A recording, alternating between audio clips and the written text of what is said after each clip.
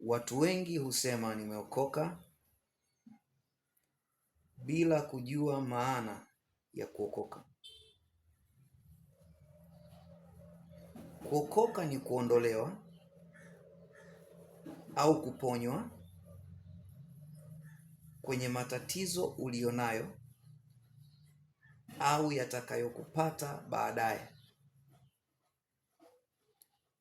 Tukisoma katika Biblia, Mwanzo sura ya 6 mstari wa 1 na kuendelea, tunaona Nuhu anaambiwa na Mungu ya kwamba ajenge safina na aingie yeye na watoto wake, kwa sababu baadaye itakuja mvua itakayoangamiza wote. Nuhu alifanya kama alivyoambiwa na akaokolewa kutoka kwenye matatizo. Huyu ameponywa, huyu ameokolewa, anaweza kusema nimeokoka kutoka kwenye matatizo.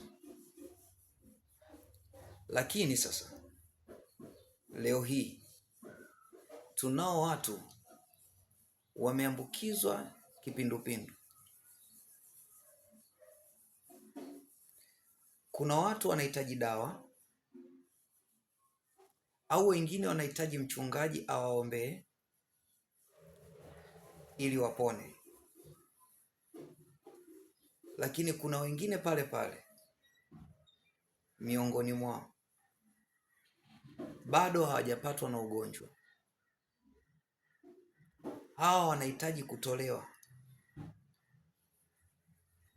katika eneo lenyewe lina kipindupindu, na wakishatolewa pale wanakuwa wameokolewa kwa yale mabaya ambayo yangewapata. Hawa wote wanaweza kusema nimeokoka. Aliyekunywa dawa na aliyeombewa na akapona atasema mimi nimeokoka, kama vile Nuhu. Na aliyetolewa katika eneo la hatari anaweza kusema nimeokoka au nimeokolewa.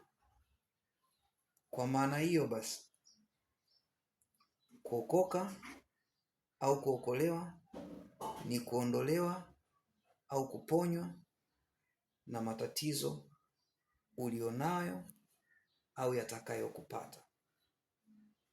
Amen.